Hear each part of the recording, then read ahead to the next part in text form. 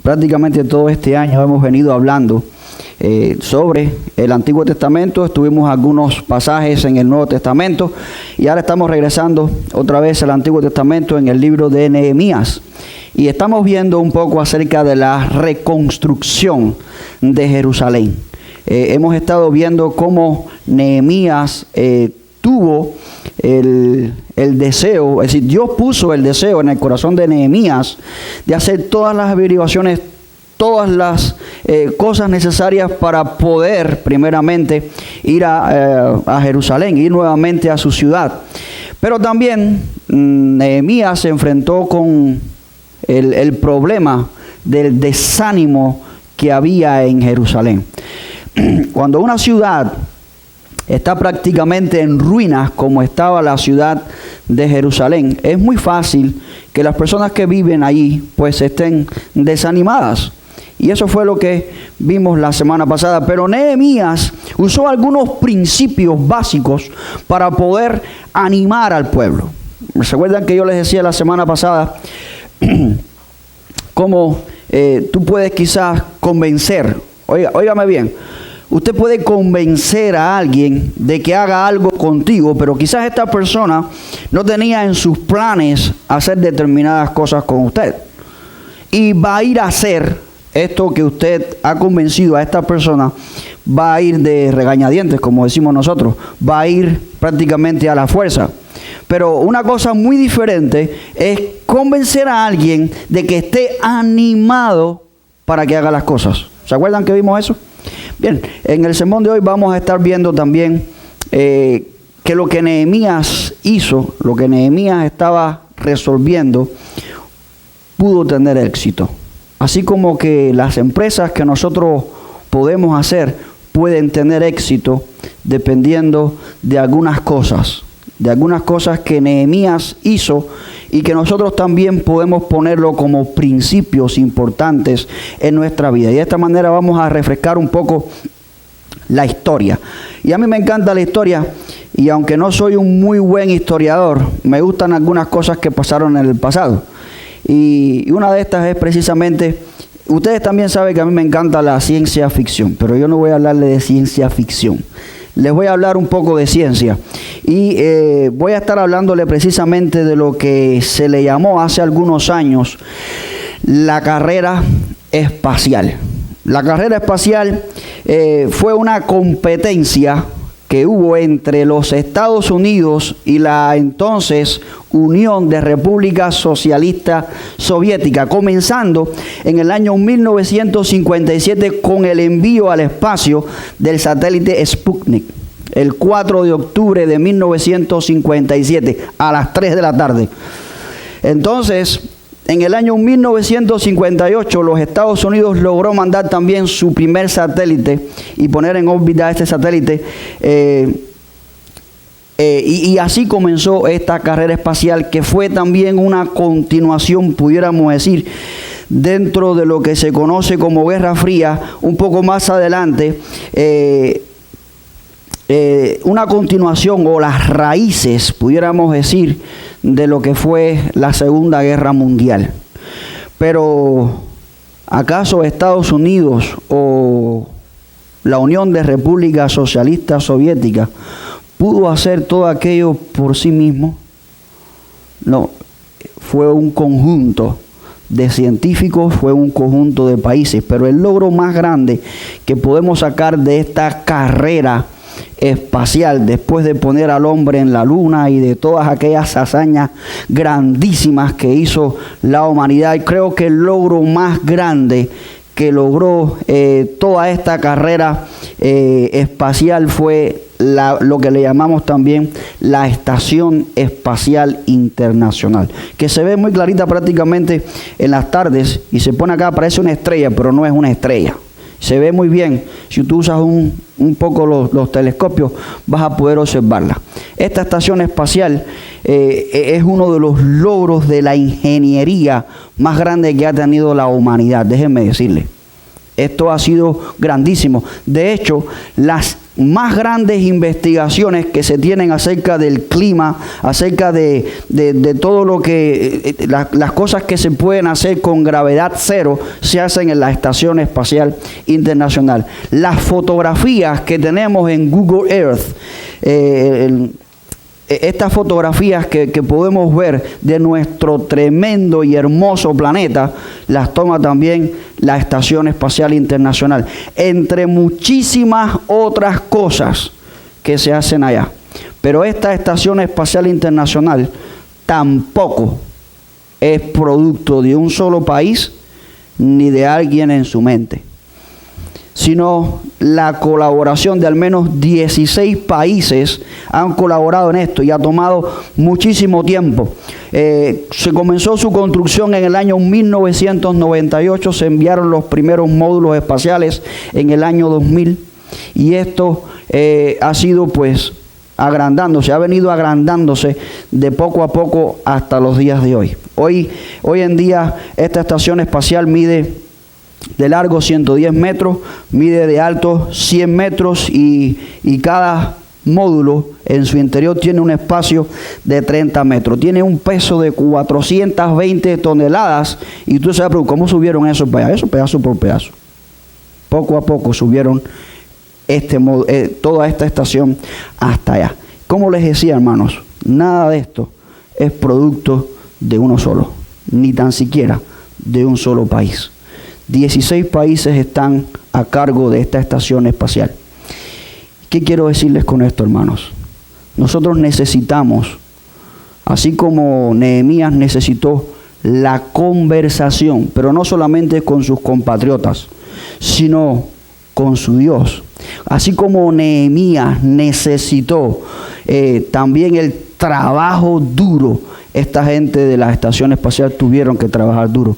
Y nosotros, para ver una iglesia crecer, tenemos que trabajar duro. No hay ningún proyecto sobre esta tierra en la que tú y yo no tengamos que trabajar para obtener aquello que nosotros queremos ver, el éxito. Y una de las cosas precisamente es esta. Nehemías tuvo que orar. Nehemías tuvo que trabajar. Nehemías tuvo que, en cooperación con las demás personas, y por último, vigilando todo lo que estaba sucediendo alrededor de ellos, pudo alcanzar el éxito. La Iglesia Bautista Unidos en Cristo y toda iglesia en este planeta puede también alcanzar el éxito. Puede también alcanzar estar más y más cerca del Señor y crecer, no engordar, crecer hacia el Señor. Pero eso, mis hermanos, tenemos que hacerlo, como les digo, con estos principios que vamos a estar viendo un poco hoy acá en el capítulo número 4 del libro de Nehemías. Me gustaría leer ahí el versículo 9, donde tuvimos la lectura devocional hace un momento. Dice de esta manera: entonces oramos a nuestro Dios y por causa de ellos pusimos guarda contra ellos de día y de noche. Vamos a orar. Señor Dios Todopoderoso, te damos las gracias por permitirnos, Dios mío, estar aquí, Dios Santo, en tu casa. Mi Señor Dios Todopoderoso, tu palabra ha sido, Dios mío, leída. Y queremos, Dios mío, exponerla, Dios Santo, con claridad. Sé con este siervo tuyo, Señor, que no quiere estar aquí sin que tú estés primero, mi Señor. Dios mío, solamente soy un recipiente en tus manos. Tu palabra es tuya, Señor. Y yo no me he dado cuenta de eso hoy. Dios mío, es tu palabra, Señor, es viva y es eficaz. Te ruego, Señor, que así también tú la hagas, Dios mío, obrar y operar en mis hermanos para que al salir de aquí, Señor, hoy podamos llevarnos, Señor, estos principios importantes para poder alcanzar el éxito, Señor. No solamente en nuestra vida personal como cristianos, no solamente, Señor, quizás en nuestras empresas, sino, Dios mío, como iglesia. Y Padre Celestial, te pedimos, Dios mío, ayúdanos a entender. En el nombre de Jesús oramos. Amén. Mis hermanos, una vez más les exhorto a que veamos los principios que utiliza Nehemías para poder alcanzar el éxito. Porque sí, ya nosotros sabemos hoy que Jerusalén fue construida, es decir, fue reedificada, de que sus muros volvieron a su estatura, de que las puertas fueron selladas. Sí, todo eso muy perfecto. Pero en el tiempo de Nehemías, cuando Nehemías apenas comenzaba a reconstruir estas murallas, a reconstruir estas puertas, había mucha gente que estaba criticando. Ahí estaban los primeros como criticones. Si tú te pones a mirar ahí en el capítulo 4, a partir del versículo 1, usted va a ver que toda esa gente, al ver que ellos comenzaban a edificar, que la muralla alcanzaba la mitad de su estatura, todo aquello comenzaron a criticar. Y a esto yo le llamo como guerra psicológica. Porque la gente comienza a criticar, comienza a decir, oye, ¿y tú te vas a embarcar en esa empresa? Oye, mira, te vas a embarcar, compadre. No hagas eso. Olvídate de eso. Eso no tiene sentido. La gente se lo estaba diciendo ahí. Van a resucitar del polvo las piedras que fueron quemadas. Ahí comenzaron a hablar. Pero ellos estaban dispuestos a ver aquello que necesitaban reconstruir. Ellos estaban dispuestos a continuar en aquella empresa que estaban ya metidos todos. Pero cuando el enemigo ve que alguien está logrando su objetivo, cuando alguien está llegando a la meta de lo que ha comenzado y solamente la guerra psicológica no está haciendo efecto, dice ahí que se encolerizaron. Ya entonces no basta con el bullying. Ustedes saben lo que es el bullying en las escuelas. Le hacen el bullying a los jovencitos y a los muchachos. Le empiezan a hacer el bullying y le dicen cosas, pero cuando ya el muchacho se para serio y ya no le hace caso al bullying, entonces ya no se conforman con decirle cosas verbalmente. Comienza entonces la agresión física. Y eso es lo que comenzó a suceder aquí en el capítulo 4 de Nehemías. No bastaba con lo que estaba sucediendo, así que había que agregarle un poco de, por decirlo así, agresión a la causa de los enemigos. Así que comenzaron a decir, bueno, pues si una zorra se sube ahí, pues eso se va a caer. Las zorras son unos animalitos pequeñitos que ellos caminan y prácticamente la huella no se ve. Ustedes saben lo que significa eso. Ellos estaban queriendo decir que si una zorrita, un animalito tan pequeñito se subía, eso, lo que estaban haciendo no servía. Así que Nehemías, lo primero que hace para alcanzar el éxito, ¿saben qué es? Orar. Si tú quieres, mi hermano, alcanzar el éxito, lo primero que tú tienes que hacer es ponerte delante de Dios en oración. Y eso es lo que dice el versículo 9. Y un poquito antes también dice que él oró. Él oró primero a Dios y después, dice, convocó a todo el pueblo. Dice ahí, entonces oramos a nuestro Dios. Buscando, mi hermano, buscando la dirección de Dios. Yo no sé cuántos de ustedes han comenzado a hacer alguna cosa y las cosas comienzan a salirse mal. Primero le salen todas bien, pero después empiezan a trabarse algunas cosas y tú dices, ¿será la voluntad de Dios o no será la voluntad de Dios? ¿Y sabes lo primero que tú tienes que hacer cuando esto comienza a suceder? Tirarte de rodillas y comenzar a orar. Y eso fue lo que hizo Nehemías. Eso fue lo que hicieron todos en aquel pueblo. Lo primero, hermano, orar. A veces nos desviamos en nuestra mente de la oración. Creemos que nosotros somos indestructibles, que somos hijos del grande, del poderoso, del que todo lo puede y que yo no necesito tener mucha comunicación con Él porque si Él es grande y Él es poderoso y Él vive en mí, pues a mí no me va a suceder nada. Y quiero decirte, estás en un error. Si tú dejas de orar, tu corazón se va a enfriar. Si tu corazón se enfría, vas a empezar a cometer con avidez cualquier tipo de problemas y te vas a meter en todo tipo de problemas. Mi consejo, el consejo de Nehemías es que oremos. Había mucha gente indeseable en aquel tiempo.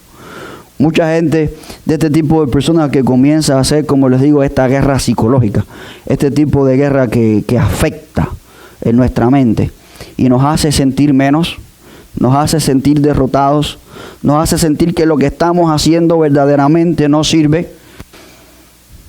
Pero sabemos que no es así. Así que lo primero que hace Nehemías es contarle lo que está sucediendo a Dios. Decírselo al dueño de la obra en oración. ¿Quién es el dueño de la obra? El pastor. El pastor es el dueño de la obra. ¿Quién es el dueño de la obra? El secretario de la asociación bautista, el presidente de la convención bautista. Ese es el dueño de la obra. Yo quiero que ustedes me digan, ¿es el dueño de la obra ese? No, ese es un siervo también, igual que todos nosotros. El dueño de la obra, ese es mi Señor Jesucristo. Él fue el que la compró por el precio de su sangre en la cruz del Calvario. Y a Él nos debemos tú y yo. A Él tenemos que ir tú y yo en oración. Lo que hizo Nehemías. Si Él compra, Él es el dueño. Y si Él es el dueño, a Él es al que primero que tenemos que ir. Creo que Elvis ayer me decía que cuando él tiene un problema en su trabajo, él no va al inmediato. Él va al grande. Él va al principal, al jefe. A ese es al que tenemos que ir nosotros. Hay mucha gente que comienza a buscar ídolos, comienza a buscar crucifijos y comienza a buscar... No, hermano, no busque eso. Vaya al dueño, al que compró con el precio. Él es el dueño. A Él es al que tenemos que ir tú y yo. Y miren lo que dice Juan capítulo 14, versículo 13. Yo quiero que alguien lo lea. Quiero que usted se ponga de pie y lea este pasaje tan precioso que a mí me encanta. Quiero que la congregación se dé cuenta de lo siguiente. Alguien que lo tenga se pone de pie y lo lea. ¿Qué dice?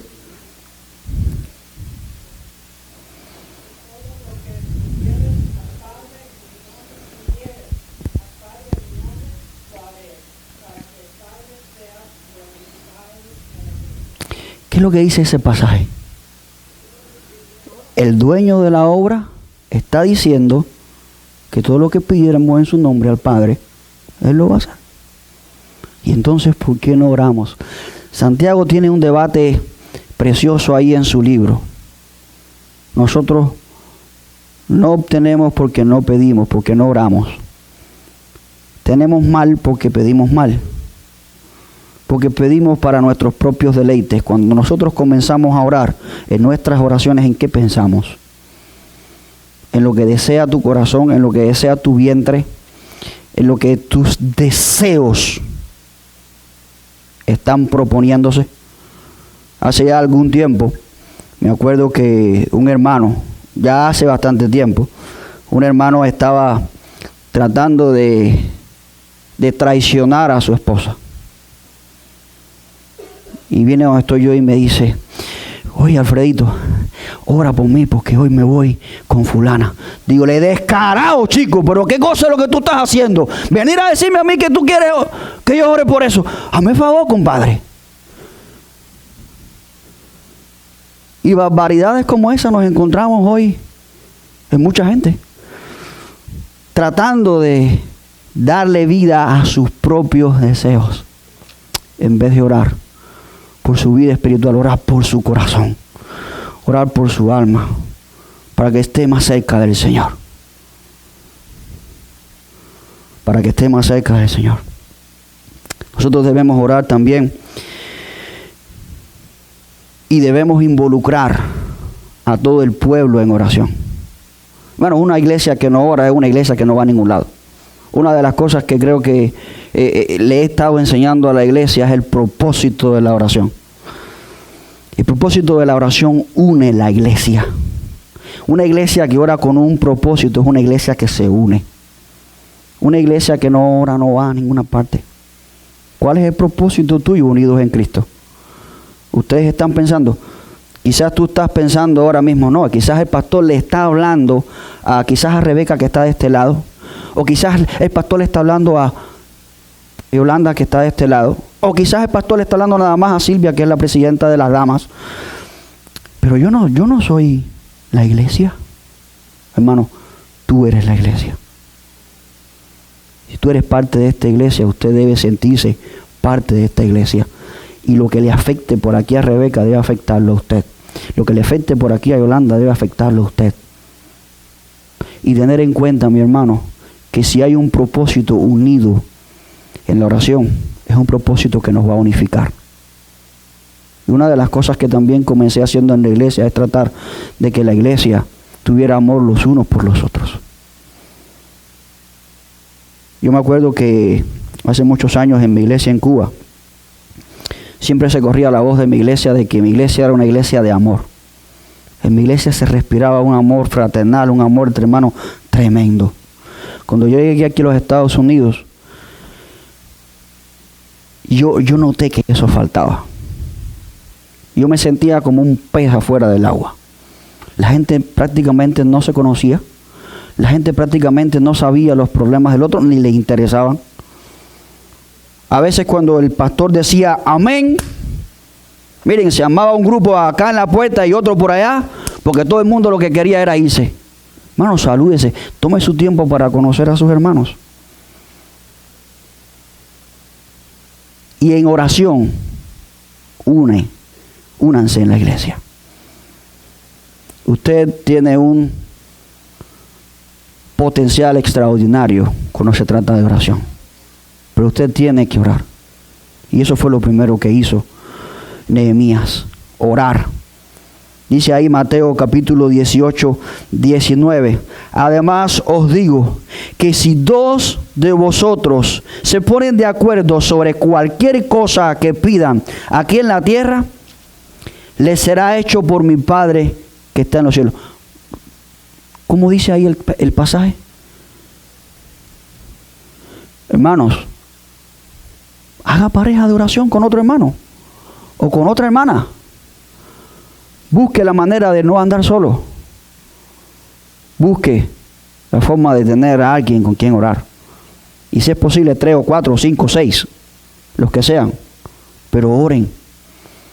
Porque este es uno de los principios para poder alcanzar el éxito.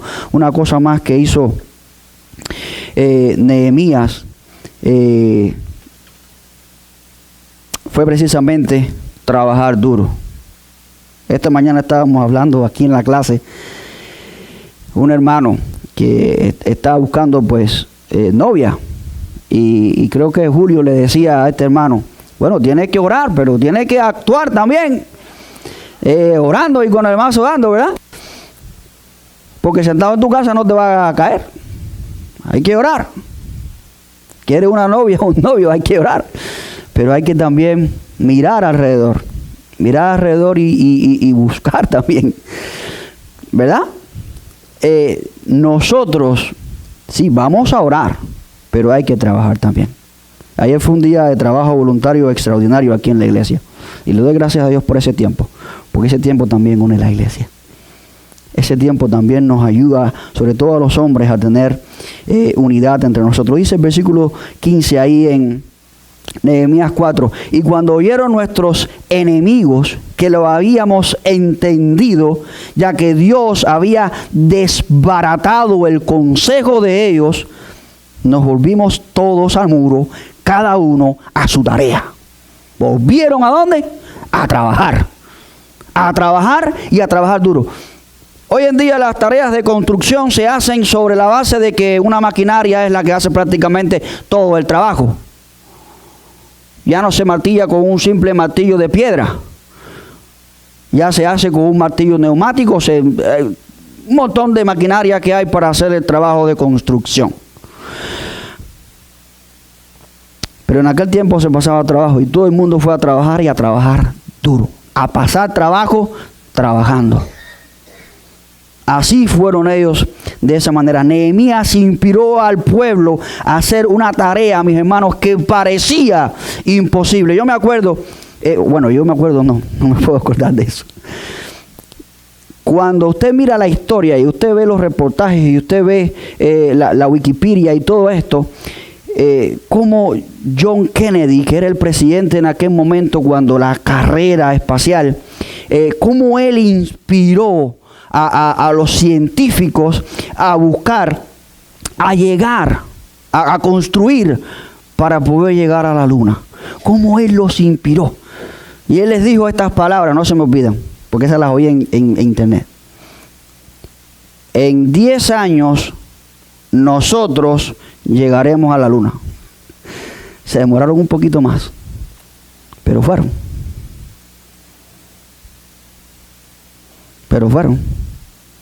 Una tarea que parecía, mis hermanos, parecía imposible.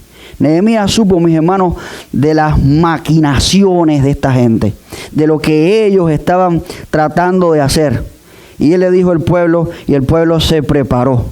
Y le otorgó a Dios el hecho de desbaratar los planes de aquella gente. Cuando la palabra de Dios dice ahí, dice, y cuando ellos supieron que nosotros lo entendimos, la palabra que en hebreo ahí se traduce, entendimos, es la palabra yadá.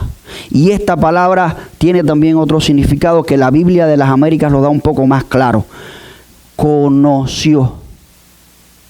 Cuando ellos supieron que nosotros conocimos sus planes y que Dios desbarató sus planes, entonces dice que nos volvimos cada uno a nuestra tarea. Cuando el enemigo ya sabía que sus planes no eran una sorpresa y que Dios desbarató sus planes, volvieron a su trabajo. No es fácil, me imagino que para un albañil, para un constructor, yo por ejemplo cuando yo trabajaba arreglando radios o cuando yo trabajaba como camionero o lo que sea, si yo tenía algo en la cabeza que me estaba molestando, yo no podía trabajar tranquilo. Había veces que, por ejemplo, estaba trabajando aquí en la 41, en la avenida 41, y empezaban los camioneros a hablar por el radio. No, hay mucho DOT. Los DOT es la policía de los camiones. Ellos se dedican nada más que a hacerle la vida imposible a los camioneros. A eso se dedican ellos. ¿Saben lo que yo prefería? Yo no podía trabajar así. ¿Saben lo que yo prefería? Ir, parquear el camión y irme para mi casa. Porque así no se puede trabajar. Yo me imagino que esta gente, estos hebreos trabajando en el muro, quizás ya animados, quizás ya con todas sus fuerzas, pero cada rato vienen esa gente, se ponen a mortificar, empiezan quizás a tirarle piedra, a agredirlos. Así no se puede trabajar. Ajá. Así que Nehemías vuelve a incitar, vamos a decir, a animar al pueblo para que el pueblo trabaje y cada uno se vuelve a su tarea. Parecería imposible, quizás para alguien, ver toda Jerusalén destruida y después verla otra vez reconstruida. Pero lo cierto es, mis hermanos, que la gente que comenzó a regresar de Babilonia, de Persia, sí pudieron ver una ciudad reconstruida. Sí pudieron ver una ciudad en la que se podía vivir. Sí pudieron ver una ciudad en la que ellos podían habitar tranquilo. Y cuando digo habitar, lo digo en todo el sentido de la palabra. Porque quizás tú vives en algún lugar, pero tú no te sientes a gusto. No te sientes bien. Pero vea, cuando hablamos de la palabra habitar, usted está en todo el sentido de la palabra. Usted puede relajarse y estar en su lugar. Y me refiero a eso. Quizás ellos podían ver ya esto de una vez. Muy pocas personas tenían, mis hermanos, la experiencia en el arte de la construcción. Quizás mucha gente había ahí que eran agricultores, otros quizás eran ganaderos, otros quizás eran enfermeros, otros médicos, otros camioneros, unos eran abogados, otros eran... ¿ustedes me entienden? No todos manejaban el arte de la construcción. Porque hay mucha gente que se imagina, ¿no? Por aquella gente todos de alguna manera todos construían y todos hacían la obra. Sí, pero no todos eran constructores. El que fue a la obra fue porque de verdad tenía el deseo de construir. Quizás tú dices, bueno, yo no soy el hombre ideal para ir a predicar el evangelio, porque yo no conozco mucho del evangelio. Yo soy recién convertido, quizás tú digas, bueno, no soy muy bueno en esto de manejar la palabra. Pero déjame decirte algo, que todos hemos sido convocados a un trabajo, y este es a trabajar para nuestro Señor. Y esto incluye predicar el Evangelio. No importa si tú eres doctor, o si eres camionero, si eres constructor, o si eres lo que sea que tú seas. Hay un trabajo que tú sí has sido convocado a hacer y estás siendo animado a hacer. Y es predicar el Evangelio. Y digo animado a hacer. ¿Saben por qué? Porque el simple hecho de reconocer en nuestras mentes de que podemos tener comunión con nuestro Creador, con nuestro Diseñador, después de tantos siglos de estar separados de Él, debe regocijar nuestro corazón en trabajar para Él. Después de saber de lo que Él nos libró a nosotros, debe ser motivo de regocijo y de agradecimiento y trabajar para Él. Quizás la gente de la NASA tampoco se imaginaba lo que ellos se enfrentaban cuando querían construir una estación espacial allá arriba tan alto. Porque hasta ese momento, en los años 1950 y tanto, o 1990 y tanto, hasta donde único se había podido llegar el hombre, era precisamente a la altura, a lo que se le denomina techo de vuelo. Vienen siendo entre unos 12 kilómetros y 15 kilómetros de altura. Es lo que podía alcanzar un avión regular. Pero la Estación Espacial Internacional no se encuentra a esa altura. La Estación Espacial Internacional se encuentra a 400 kilómetros de lo que es el globo terrestre. Estos científicos, imagínense, tuvieron que batallar con la presión, tuvieron que batallar con la radiación, tuvieron que batallar con muchísimas cosas, con la gravedad, falta de oxígeno, pero ellos hicieron su estación. Quizás la Iglesia Bautista Unidos en Cristo esté batallando con muchas cosas. Quizás tú estés batallando en este momento con el tiempo, ¿verdad? Estés batallando con tu trabajo, estés batallando con una enfermedad, estés batallando con un problema quizás psicológico, quizás estés de todo tipo de problemas. Usted puede presentar. Pero el éxito no se logra rindiéndote en una cama. El éxito no se logra diciéndote a ti mismo, ya, hasta aquí he llegado.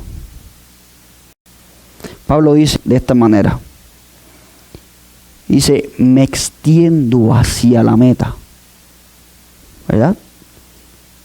Al premio del supremo llamamiento en Cristo Jesús. ¿Te estás extendiendo tú hacia ese premio, hacia la meta, para alcanzar aquello para lo cual fuiste llamado? Es mi pregunta, mi hermano. No te desanimes, sigue trabajando. Imagínense si Cristo, en el momento en que lo estaban latigando, en el momento en que lo estaban clavando, en el momento en que lo estaban escupiendo, en el momento en que lo estaban haciendo cargar aquella cruz tan pesada, hubiese dicho, oye, hasta aquí, ni un latigazo más, que se sabe que quiera, el que pueda salvarse, que... Imagínense que eso hubiese sucedido. ¿Qué hubiese pasado? Y él lo podía hacer. Él lo podía hacer. Sin embargo, él no soltó su cruz. Él llevó la cruz hasta donde tenía que llevarla. Y de ahí para allá se la cargó otro. Pero aún así fue crucificado por ti y por mí. ¿Estás claro de eso, mi hermano? Y obtuvo por ti y por mí la victoria que tú y yo no podíamos tener. Nehemías tampoco se cansó. Nehemías no dijo que no. Él oró a Dios y continuó trabajando. Si tú trabajas para el Señor hoy, mi amado hermano, si tú estás trabajando para el Señor hoy, predica el Evangelio a tiempo y fuera de tiempo. Predica el Evangelio, mi hermano. Haz el trabajo para el Señor. La gente esta de la Estación Espacial Internacional tuvieron que pasar otras barreras más. La del idioma, porque son 16 países, había dicho al principio, ¿verdad? Idiomas. Tuvieron que pasar otras muchas barreras. Y me estoy acordando ahora de la historia de de la Torre de Babel, donde Dios le puso a ellos allí la confusión de lenguas, ¿verdad? ¿Se acuerdan de esa historia de la Biblia? Y no pudieron continuar. El hombre sí llegó mucho, 400 kilómetros de altura alcanzaron esta gente en su estación espacial, pero no pudieron llegar a Dios, porque a Dios se llega solamente de una sola manera, a través de Jesucristo. Es la única manera. Hay un solo Dios, dice la palabra, y un solo mediador entre Dios, Jesucristo hombre. Nadie puede venir al Padre si no es por mí. Así dice la Biblia. Ellos cooperaron, trabajaron, hicieron lo necesario para llegar a edificar completamente Jerusalén. Ellos se organizaron en grupos, hicieron todo lo preciso para poder hacer aquella tremenda obra. Pero siempre, mis hermanos, siempre el enemigo va a tratar una y otra vez de desconcentrarnos de los planes que tenemos. Y nosotros tenemos que reconocer ese peligro. Déjenme decirles. Tenemos que reconocer el peligro de cuando alguien está sembrando la duda, cuando alguien está sembrando el desánimo. Y tenemos que reconocer cuando algo puede causar mal. Y el pueblo lo reconoció ahí. Dice en los versículos del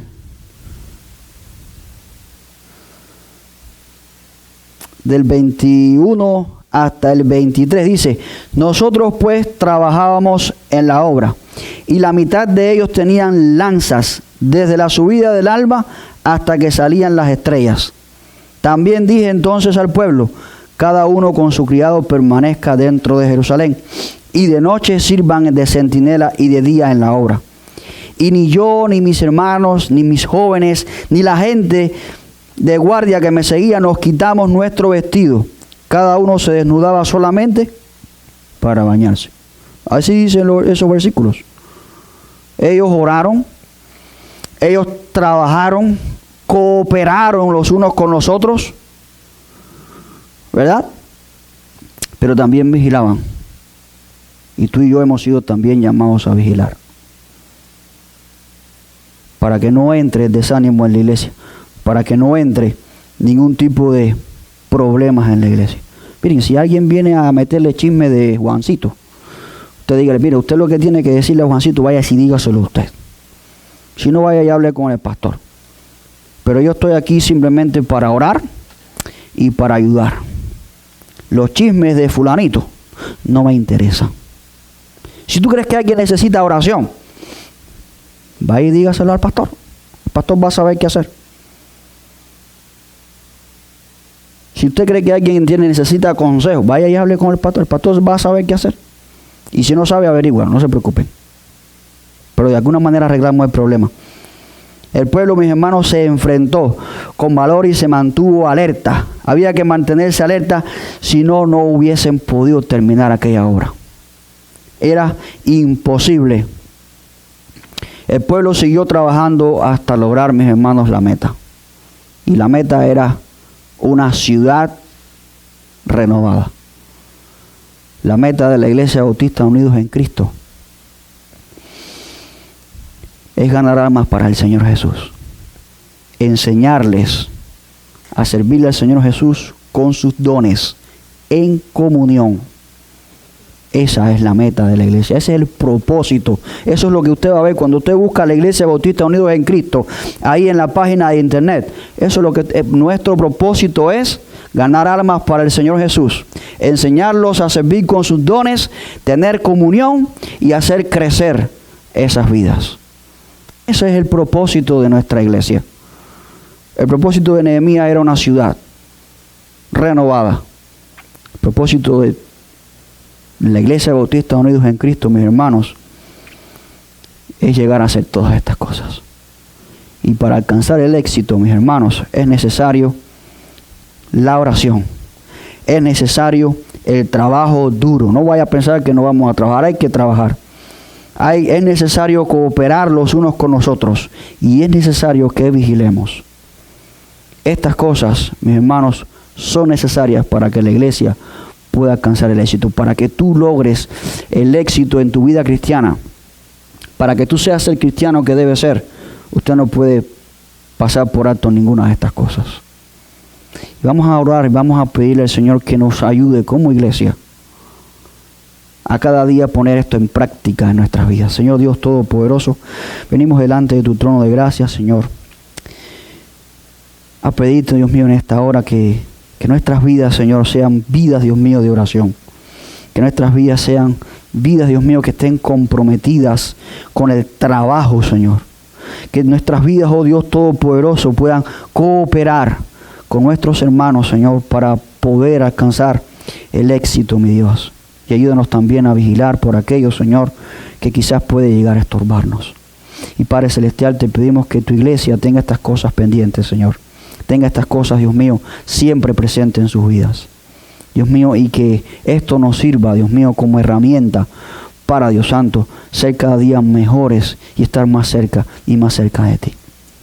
Te lo pedimos en el nombre de Jesús. Amén.